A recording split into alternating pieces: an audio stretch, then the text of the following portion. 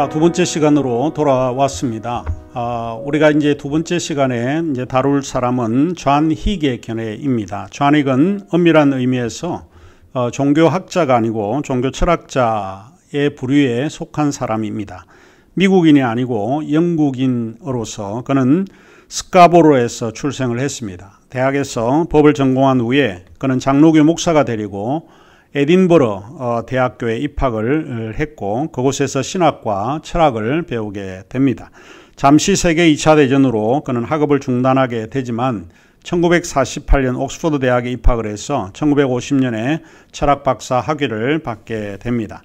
그는 장로교회에서 목사 안수를 받은 목사이기도 하고 실제로 목회 활동도 했던 사람입니다. 그 이후에 코넬 대학과 프린스턴 대학을 거쳐서 에딘버러 대학, 옥스퍼드 대학, 캠브리지 대학, 웨스트민스터 대학, 신학대학 등에서 종교 철학을 강의를 해왔고 돌아가기 최근까지는 버밍햄 대학교의 인문학 연구소의 특별 회원을 지내기도 했습니다. 그리고 클레몽트 대학에서 종교 철학을 강의를 했던 이력도 가지고 있습니다. 그의 다원주의적 중심적인 내용은 힌두교의 경전인 바가바드 기타의 명제를 그는 좋아했는데 그 명제가 사람들이 택하는 길이라면 모두 나의 길이다 라고 하는 구절을 통해서 그는 종교다원주의를 정리하는 그런 류의 사람입니다. 다시 말하면 이 말은 사람들이 가는 길이라면 그 길도 내가 택할 수 있다. 그 다른 사람이 택하면 나도 그 길이 안전하다라고 하는 그런 비유적으로 표현을 했던 말이기도 합니다. 일단 존 힉은 몇 가지 우리에게 제시해 주는 것이 있는데 그 중에 하나가 그는 지배적인 그리스도 중심에서 출발하지 말고 신 중심에서 출발해야 한다고 제안을 합니다. 이게 무슨 말인가 하면 모든 종교는 그리스도 중심으로 하면 대화가 이루어지지 않는다는 겁니다. 각 종교에서 그리스도 중심이면 가장 기본적이고 가장 핵심적인 그런 교리 내용을 가지고 대화를 하면 대화가 이루어지지 않는다는 겁니다. 그거를 초월해 있는 하나님 중심으로 가야 한다라고 주장을 한다는 것입니다. 다시 말하면 종종 존 힉이 좀 인용하고 있는 말이 God beyond God이라고 하는 말인데 하나님을 넘어서 있는 하나님, 아직 창조되지 않는 하나님, 우리가 만들고 이해된 그 하나님이 온전한 하나님이 아닐 수 있기 때문에 그 하나님을 넘어서 있는 아직 uncreated God이 존재하기 때문에 그 하나님 중심으로 출발을 해야 하지 않을까 하는 이런 이야기를 하고 있습니다. 두 번째로 그의 다원주의의 특징은 성육신의 신화에 의해서 특징 짓는다는 겁니다. 이른바 성육신의 신화, 인카네이셔널 미스라고 하는 말을 사용을 하는데 하늘의 모든 영광과 특권을 가진 하나님이 인간이 되셨다라고 하는 기독교 중심의 교리인데 하지만 힉은 이 개념을 기독교의 이 개념을 성육신의 개념이라고 하는 이 개념을 모든 종교에서 대부분 발견하고 있다라고 하는 것을 주장을 합니다. 신이 유일한 예수 그리스도를 통해서만 만날 수 있는 것이 아니고 예수 안에서도 신을 만날 수 있는 의미로 받아들여야 된다는 겁니다. 자, 요게 이제 힉이 가지고 있는 특이한 그런 표현이기도 하는데 우리는 반드시 구원이라고 할 때 그것은 예수 그리스도를 통해서 구원받는다라고 이야기를 하는데 그는 이런 이야기입니다. 예수 안에서도 하나님을 만날 수 있다. 이렇게 정리를 하고 있습니다. 이것은 예수 안에 있는 신을 만나는 것도 하나의 방법이고 길이라는 의미로 이야기를 하고 있습니다. 이런 의미에서 그가 주장을 하고 있는 것은 예수라고 할 때 그 예수는 배타적 계시가 아니고 신성의 최고의 표현이기도 한다라고 보는 겁니다. 모든 종교에는 예수가 배타적인 그런 의미로 받아들이는 건 아니고 타 종교에서 나타나 있는 그런 신성의 표현으로 타 종교를 주장을 해야 한다 이렇게 주장을 합니다. 그래서 그의 책 가운데 제목이 무엇인가 하면 소위 God has many names라고 하는 책이 있는데 하나님은 많은 이름을 가졌다. 우리가 이제 받아들이기 어려운 부분이기는 하지만 예수도 하나님의 아들이고 부처도 예수님의 아들이고 또 힌두교에서 이야기하는 이런 것도 예수의 또 다른 이름이다 라고 주장을 합니다. 예수도 하나의 신적인 실제 이름이요 부처도 신적인 실제의 다른 이름이 될 수 있다 이렇게 주장을 하죠. 좀 우리가 받아들이기는 조금 어려운 부분이 아닐까 생각을 합니다. 그 다음에 이제 그가 결론적으로 이야기를 하는 것이 무엇인가 하면 그의 종교다운주의의 특징이 자아 중심에서 실제 중심으로 전환을 해라 라고 하는 것을 제안을 합니다. 이것은 인식론적 사고를 이야기를 하는데 우리의 사고가 인식론적으로 좀 변화되어야 된다. 많은 사람들은 이 인식론의 변화를 문화범주론이라고 부르기도 합니다. 왜냐하면 종교란 신의 창조물이 아니라 인간의 창조물이기 때문에 그러지 않을까 싶습니다. 따라서 그에게 있어서 종교라고 하는 것은 인간에 의해 한정되고 체험된 것이 종교이기 때문에 그러지 않을까 싶습니다. 결국 초월적 실제에 의해서 형성되거나 경험되어진 것이 신이 아닐 수 있기 때문에 그가 추구하는 궁극적 실제는 우리가 이해한 신, 우리가 이해하고 있는 문화 속에서 이해된 그 신이 초월되어 있는 이제 보이지 않는 신, 창조되지 않는 신, 그 신을 향해서 우리가 함께 나아가야 한다라고 이제 주장을 하고 있습니다. 이것이 이제 존 힉의 견해입니다. 그 다음에 이제 세 번째, 폴 니트의 견해가 있습니다. 이것은 교재 651쪽에 있습니다.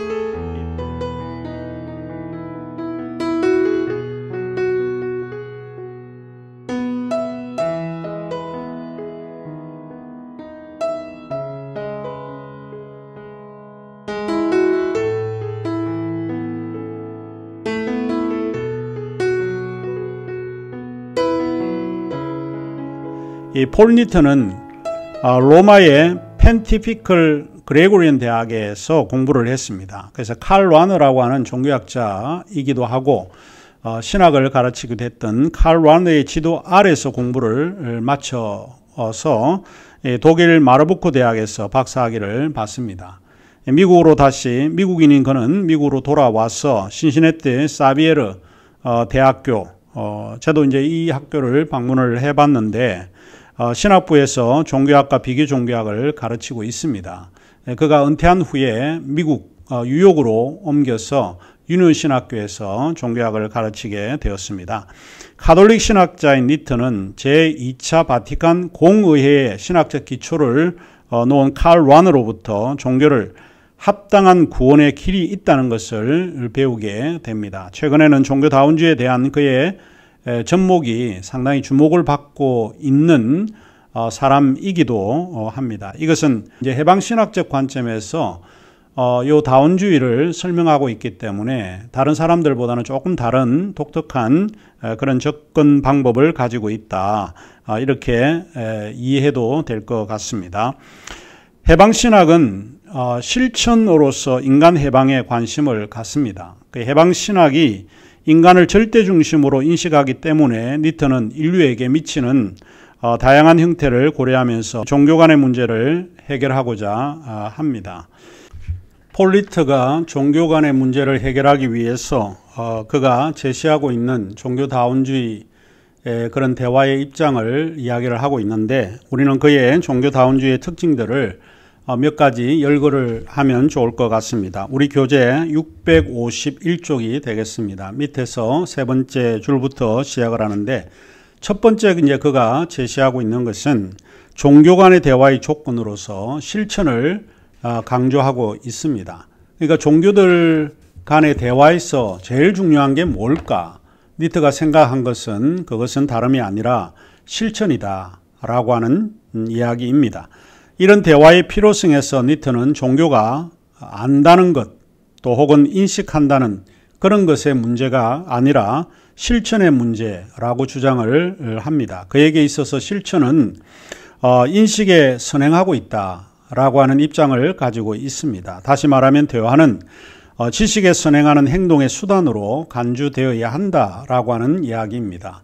우리 기독교 입장에서도 이와 유사한 것을 좀 주장을 하고 있는데 야고보서 같은 사람이 야고보서 안에서 이야기를 할 때 믿음이 있다 하고 행함이 없는 것은 죽은 믿음이다 라고 이야기를 하고 우리가 말과 혀로만 사랑하지 말고 행함과 진실함으로 사랑하자 라고 이야기를 했을 때 이것은 실천이 신앙에서 가장 핵심적인 그런 요소다라고 이해해 볼 수 있습니다. 그러므로 실천은 중요한 종교 간의 대화의 조건이 될 수 있다라고 생각한 것이 니트가 생각을 했습니다. 실천이 없는 종교는 그야말로 무의미하다라고 하는 것을 니트는 생각을 했습니다. 그리고 기독교는 사랑을 가지고 있고 불교는 자비를 가지고 있고 힌두교는 이웃사랑을 가지고 있습니다. 이것은 모든 종교 속에 나타난 이웃사랑에 대한 실천을 강조하고 있기 때문에 우리가 종교 간에 서로 만날 때에 바로 이런 실천을 위해서 만나야 한다라고 주장을 합니다. 둘째로 니트는 종교들이라고 하는 것이 주어진 것이 아니고 창조된 것으로 이해를 하고 있습니다. 이 말은 이제 존 히기 이야기했던 것과 굉장히 일치한 것으로 볼 수 있는데 세계 공동체에 의해서 종교가 건전하게 되어질 수 있다, 만들어 갈 수 있다라고 생각을 한 겁니다. 우리 시대의 성인은 간디라고 이제 보았던 니트는 다원주의에서 대화를 가장 중요시하고 있습니다. 그가 제시하는 대화의 몇 가지 전제들은 이렇습니다. 첫째로 대화는 인격적인 종교 경험과 확고한 진리 주장에 기초해야 된다. 종교 간의 대화를 하겠다라고 할 때에 내가 구원받았는지 받지 않았는지 이렇게 확고한 확신을 가지지 못한 사람들은 대화에 임하면 안 된다는 겁니다. 일단 대화에 참여하는 사람은 자신이 믿고 있는 종교에 대한 경험이 확고해야 한다라고 주장을 합니다. 둘째로 대화는 모든 종교 안에 가능한 진리의 인식에 기초해야 한다. 그래서 이 종교인들은 자기 종교가 무엇인지, 뭘 믿고 있는지 정확하게 알고 있어야 한다라고 생각을 한 것입니다. 세 번째로 참된 변화, 즉 전환의 가능성의 개방에 기초되어야 된다. 이렇게 주장을 합니다. 어떤 진리를 수긍하고 받아들이게 되면 자신의 종교를 포기할 줄도 알아야 된다. 이렇게 주장을 합니다. 이제까지 자기가 믿고 있는 종교가 절대적인 진리라고 생각하다가 대화를 할 때에 자기의 종교가 잘못되었구나, 다른 종교가 절대 진리다라고 하면 그것을 포기할 줄 알아야 한다. 이렇게 주장을 했습니다. 능히 종교학자로서는 그렇게 이야기할 필요가 있지 않을까 싶긴 합니다. 자, 그 다음에 이제 세 번째로 니트는 지구신학의 필요성을 역설을 하는데 종교의 책임은 이 현재 지구를 보존할 필요성에서 좀 출발을 해야 한다라고 주장을 합니다. 한스 퀸이라고 하는 카톨릭 신학자는 그의 지구적 책임에서 세계가 마주하고 있는 지구를 위협하게 하는 그런 요소들에 대해서 우리 종교인들이 각성을 해야 한다라고 주장을 합니다. 따라서 그는 현재 지구를 파괴하는 많은 요소들 가운데 생태계를 위협하는 것과 여성에 대한 폭력, 또 핵의 문제, 전쟁의 긴장과 위협 이런 등을 들고 있는데 종교는 이런 문제에 대해서 민감해야 한다라고 주장을 합니다. 종교는 평화적으로 이러한 쟁점에 대해서 예민해야 하고 이러한 문제들을 가지고 지구 신학을 향해서 나아가는 종교 간의 대화를 촉진해야 하고 따라서 종교는 지구 윤리에 동참해야 한다. 그렇게 해야만 종교 간의 대화가 가능하지 않을까라고 생각을 했습니다. 자, 그 다음에 이제 네 번째입니다. 네 번째. 장캅의 견해인데 장캅의 견해는 과정 신학적인 입장입니다.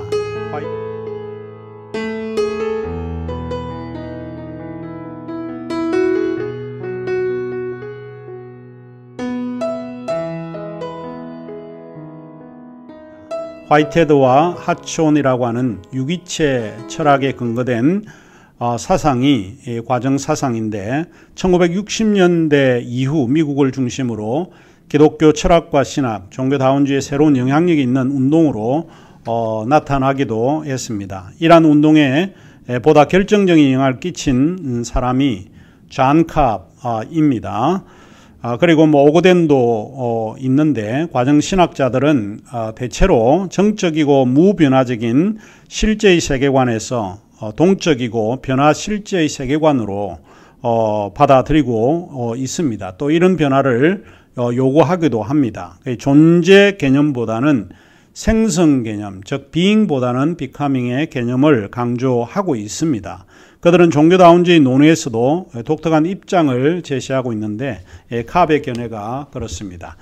존 캅은 한국에도 한 몇 번 다녀가기도 했습니다. 캅은 일본 고베에서 출생을 했습니다. 그 아버지가 감리교 선교사였기 때문에 일본에서 태어났습니다. 그리고 그는 고등학교 때에 미국으로 와서 다시 미시간 대학에서 공부를 하고 시카고 대학교에서 과정 철학자인 찰스 하촌이라고 하는 과정 철학자의 지도 아래서 화이트헤드에 관한 논문을 썼던 사람입니다.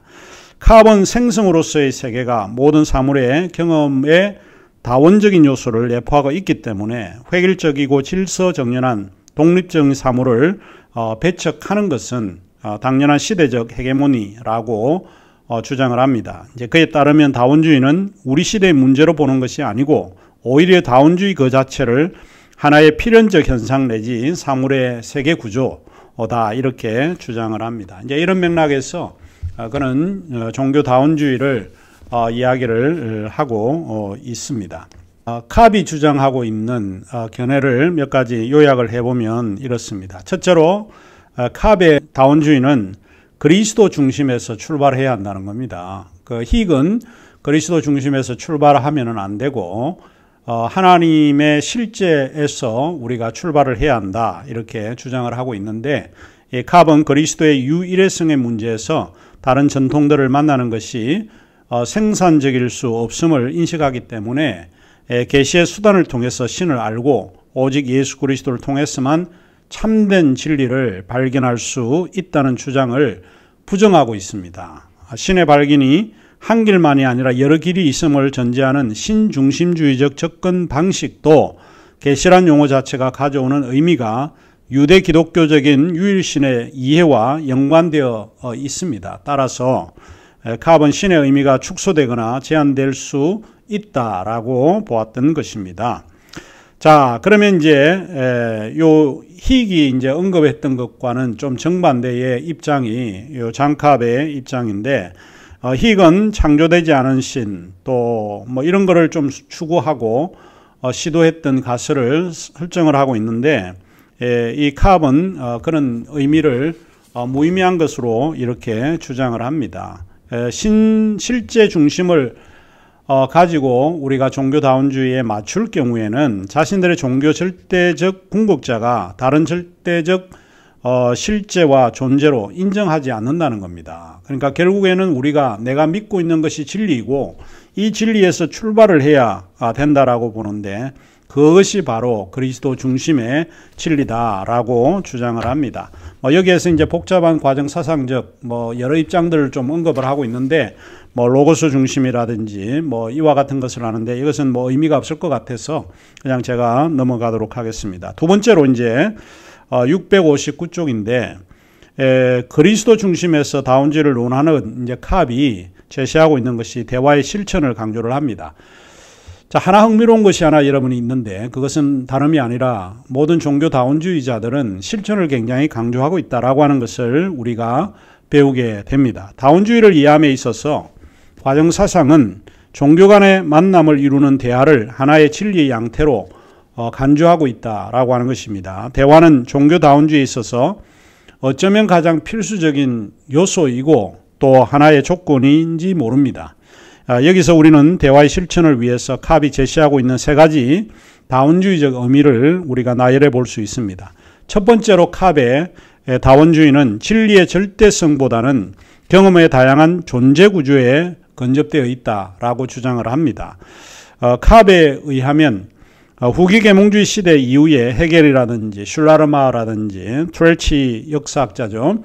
트렐치에 의해 기독교의 특이성과 궁극성을 내세우는 노력이 일어났다고 봅니다. 동시에 타종교에 대한 역사적 문화적인 맥락에서 연구가 시작이 되면서 기독교의 절대성의 개념이 회석되기 시작을 했습니다. 하지만 칼발트에 의해서 다시 기독교의 절대성이 회복이 되어지면서 서구 기독교 전통을 지배하는 계시 문화가 가장 강력한 영향력을 행사를 했다라고 캅은 지적을 하고 있습니다.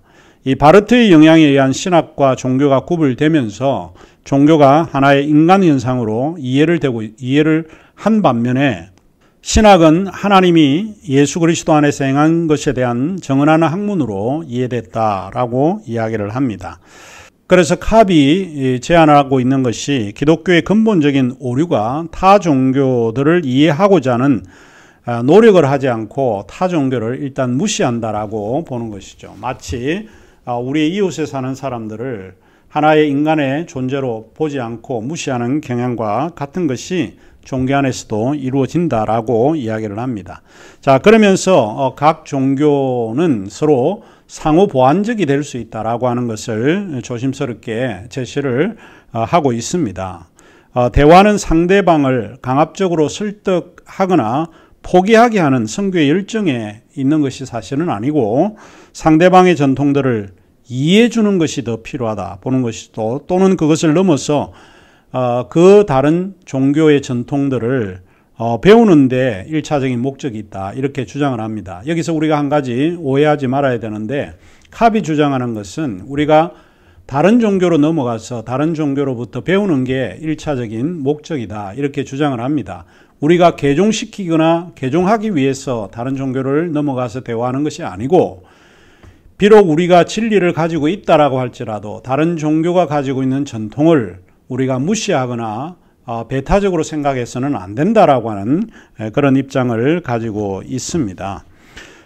그 다음에 이제 우리가 여기서 한 가지 생각해 볼 수 있는 것이 이제 캅이 이 대화의 방식을 6월절의 방식, 패스오버라고 주장을 하고 있는데 이 6월의 방식이 그가 가지고 있는 중요한 의미를 우리에게 제시해 주고 있습니다. 6월의 방식은 다른 문화, 다른 삶의 방식, 다른 종교애로 넘어가는 방식입니다.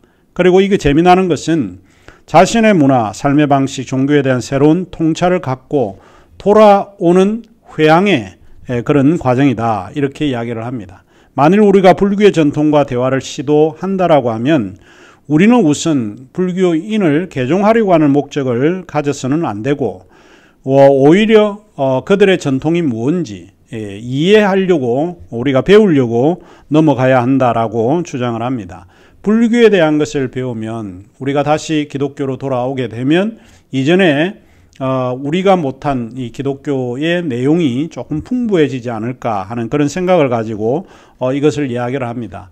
두 가지입니다. 하나는 배우기 위한 거고 또 이 배운다라고 하는 전제는 무엇인가 하면 다른 종교의 차이성도 인정해야 한다라고 하는 이제 그런 입장에서 이야기를 하고 있습니다. 그 다음에 마지막으로 캅의 그리스도 중심의 다원주의 특징은 다원주의 그 자체를 넘어서는 데 있다 이렇게 이야기를 합니다.